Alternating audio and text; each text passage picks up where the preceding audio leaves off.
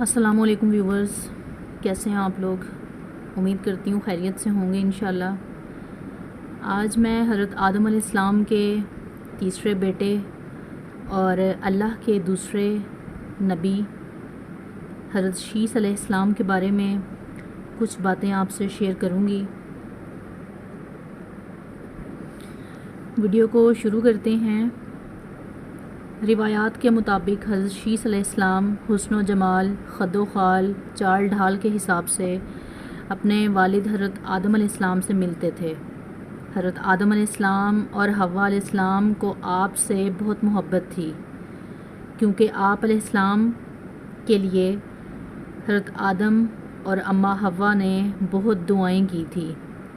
اسی لیے اماں حوا علیہ السلام نے آپ علیہ السلام کا نام شیس رکھا، جس کے عربی معنی ہیں عطیہ خداوندی، یعنی خوبصورت اور خوب سیرت اللہ تعالیٰ کی طرف سے عطا کیا ہوا عطیہ۔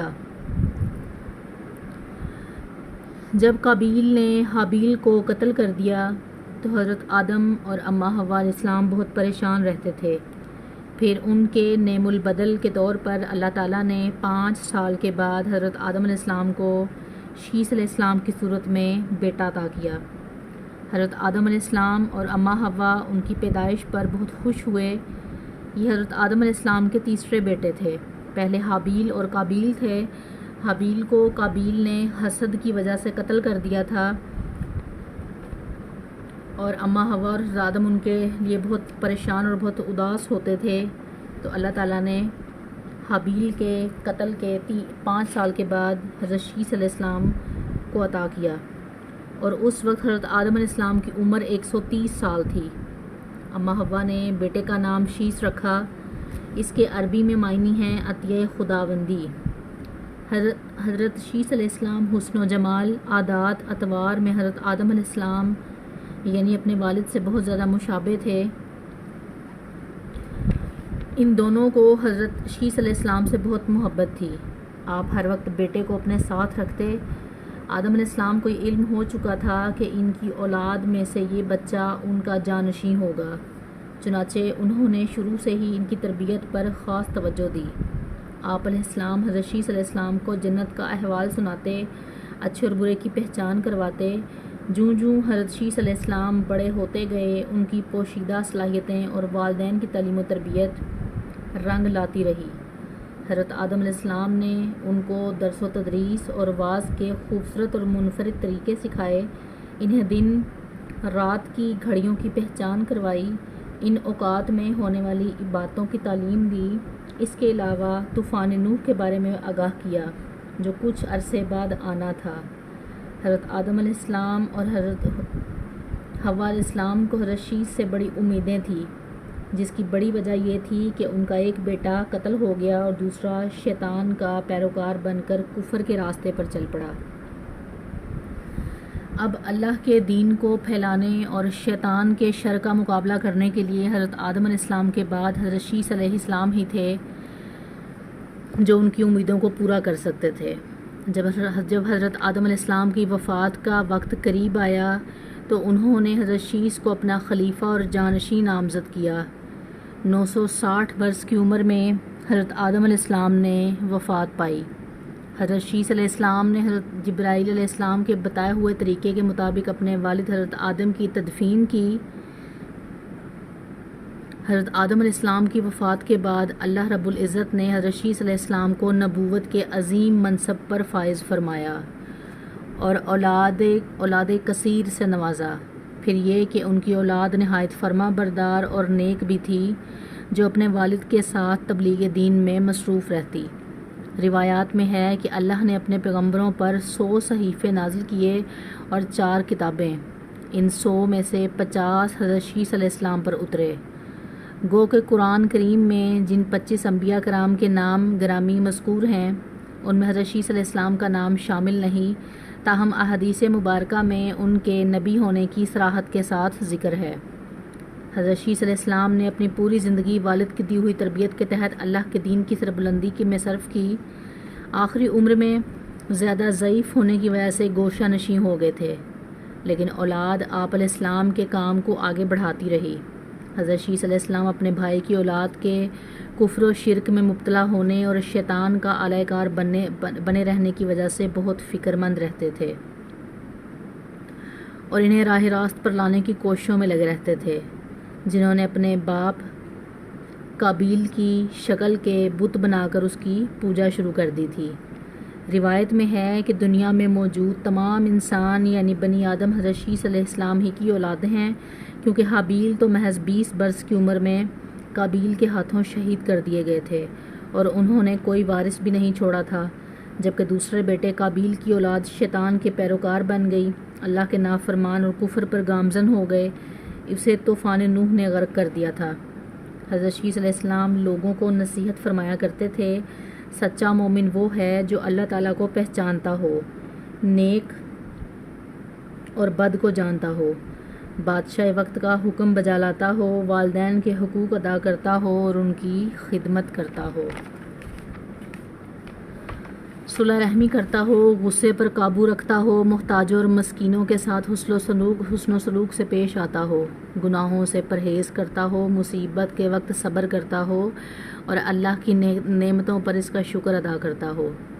حضرت آدم علیہ السلام کے انتقال کا وقت قریب آیا تو انہوں نے حضرت شیس علیہ السلام کو اپنے قریب بلایا اور انہیں نصیحت فرمائی، اے میرے سعادت مند برخوردار، تم میرے جانشین بنو گے، چنانچہ تم تقوی اختیار کرو، جب بھی اللہ تعالیٰ کا ذکر کرو تو اس کے ساتھ اس کے محبوب حضرت محمد صلی اللہ علیہ وسلم کا نام ضرور لیا کرو، کیونکہ میں نے ان کا نام عرش پر اس وقت لکھا دیکھا جب میں روح اور مٹی کے درمیانی حالت میں تھا۔ پھر میں نے تمام آسمانوں کا چکر لگایا تو بارگاہ رب العزت میں آپ کی شان محبوبیت کا یہ عالم تھا کہ نام اللہ کے پاک نام کے ساتھ محمد ہر جگہ پایا، اور اللہ تعالیٰ کو اس پاک نام محمد سے اللہ تعالیٰ کو اتنا پیار ہے کہ آسمانوں میں کوئی ایسی جگہ نہیں جہاں یہ نام مبارک نہ لکھا ہو۔ میرے رب نے مجھے جنت میں رکھا تو میں نے کوئی محل، کوئی بالا خانہ اور کوئی دریچہ ایسا نہ دیکھا کہ جس پر اسم محمد تحریر نہ ہو، لہٰذا تم بھی کثرت کے ساتھ ان کا ذکر کیا کرو، کیونکہ فرشتے بھی ہر وقت اور ہر آن ان کا ذکر کرتے رہتے ہیں۔ ایک جگہ روایت ہے کہ جب حضرت شیس علیہ السلام کی وفات کا وقت قریب آیا تو انہوں نے بھی اپنے فرزند انوش کو معاملات سپرد کیے۔ انوش کے بعد ان کا ولی عہد کنین بنا، اس کے بعد کنین کا فرزند مہائل ان کا جانشین بنا، اور ایرانی اجمی لوگ انہی کے بارے میں خیال کرتے تھے کہ یہ 7 ولایتوں کے بادشاہ بنے، اور یہ پہلے شخص تھے جنہوں نے جنگلات کا صفایا کر کے شہروں اور قلعوں کی بنیاد رکھی، اور انہوں نے ہی شہر بابل اور شہر سوئس آباد کیے۔ ابلیس اور اس کے لشکروں کو بھی مار مار کر انسانی آبادیوں سے بھگا کر ویرانوں اور گھاٹیوں میں دھکیل دیا۔ ایسے گاہے بگاہے آنے والے سب لوگوں نے انبیاء کی اولادوں نے تبلیغ کا کام انتھک محنت سے کیا۔ حضرت شیس علیہ السلام کے بارے میں جو بھی واقعات بیان ہوئے ہیں اور ہونے جا رہے ہیں، ان کا ذکر توریت اور دیگر مذہبی کتابوں میں بھی ملتا ہے۔ ہمارے پیارے نبی حضرت محمد صلی اللہ علیہ وسلم بھی حضرت شیس علیہ السلام کی نسل میں سے ہیں۔ حضرت آدم علیہ السلام نے جب حضرت شیس علیہ السلام کو نصیحت فرمائی، اگر تم حضرت نوح علیہ السلام کے زمانے کو پہنچو، یعنی طوفان نوح کے وقت، تو میرے جسد خاکی کو کشتی نوح میں رکھ دینا تاکہ غرق ہونے سے بچ جائے، یا پھر آپ کی وفات ہو جائے تو اپنی اولاد کو نصیحت کرنا کہ وہ اس پر عمل کرے۔ شیس علیہ السلام کے 33 بیٹے اور 23 بیٹیاں تھیں۔ حضرت شیس کے بعد حضرت ادریس علیہ السلام کو اللہ نے نبوت سے نوازا۔ حضرت شیس علیہ السلام کی بیوی کا نام حوریہ تھا۔ یہ شادی حضرت آدم علیہ السلام کی اجازت سے ہوئی، جن سے ان کے 4 بیٹے پیدا ہوئے، جن میں سب سے بڑا بیٹا انوش آپ کے جانشین بنا۔ حضرت شیس علیہ السلام کی 105 سال کی عمر میں انوش پیدا ہوئے۔ بعض ماخذ میں شیس کی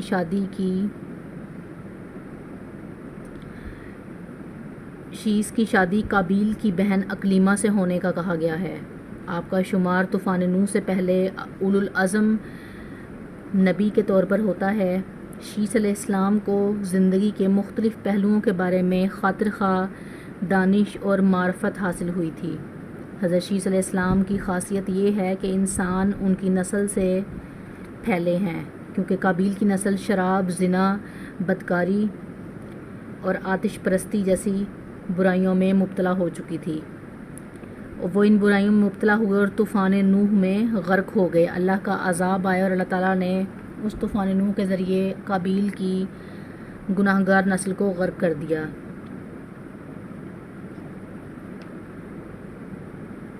ایسے صرف شیس علیہ السلام کی نسل باقی رہی۔ اللہ تعالیٰ کے حکم سے آپ آدم علیہ السلام کے جانشین بنے اور وہ تمام علوم جو آدم علیہ السلام کو عطا کیے گئے تھے وہ آپ میں منتقل ہو گئے۔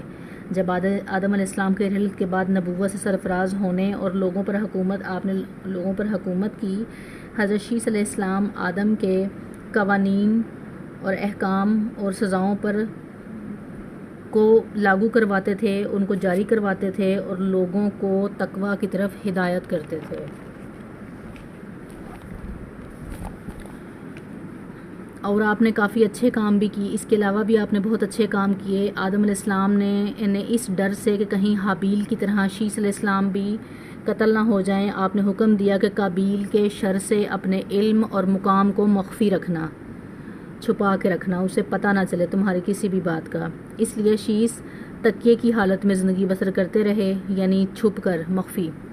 بعض روایات میں ہے کہ شیس کو جانشین بننے کے بعد قابیل کی طرف سے دھمکیاں بھی ملیں امام صادق رضی اللہ عنہ سے کہ جب حضرت آدم علیہ السلام نے وفات پائی تو شیس جبرائیل سے حضرت آدم علیہ السلام کے جنازے پر نماز پڑھنے کی درخواست کی۔ جبرائیل علیہ السلام نے کہا، اللہ تعالیٰ نے ہمیں تمہارے والد کے لیے سجدہ کرنے کا حکم ہوا تو اسی لیے ان کے نیک بیٹوں پر سبقت نہیں لیتا ہوں۔ یعنی انہوں نے کہا کہ ہم نے آپ کے والد کو سجدہ کیا ہے، ہم سے بہت بہتر اور بہت افضل ہیں اور آپ ان کے بیٹے ہیں، تو میں اس چیز کو پسند نہیں کرتا کہ میں اس کے جنازہ پڑھوں۔ آپ بہت درجے اعلیٰ ہیں، افضل ہیں، تو اس کا جنازہ آپ پڑھیں اور آپ شرکت کریں۔ حضرت شیس علیہ السلام حضرت آدم علیہ السلام کے بہترین بیٹے تھے۔ شیس علیہ السلام کی زندگی اور تبلیغ کے لیے مکہ مکرمہ کو مقرر کیا گیا تھا اور آپ نے اپنی نبوت کے دوران جبرائیل اور دیگر فرشتوں کے ساتھ رابطے میں تھے۔ حضرت شیس علیہ السلام اور دوسرے پیغمبروں کی طرح آسمان کے کئی صحیفوں کے مالک تھے جن کی تعداد 50 ہے۔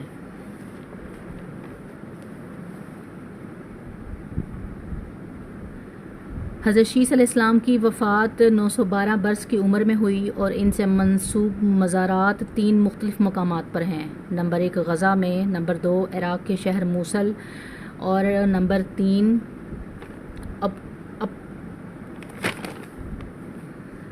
3 بھارت کا ایک شہر ہے ایودھیا۔ یہ بتائے جاتے ہیں ان تینوں میں کس میں حضرت شیس مدفون ہیں، یہ اللہ تعالیٰ ہی بہتر جانتا ہے۔ بعض روایات میں حضرت شیس علیہ السلام کا انتقال مکہ مکرمہ میں ہوا اور وہاں ہی سپرد خاک کیے گئے، جبکہ ایک خیال یہ بھی ہے کہ حضرت شیس علیہ السلام کا مزار لبنان کے ایک گاؤں میں ہے، وہاں ان کے نام سے ایک مسجد بھی قائم ہے۔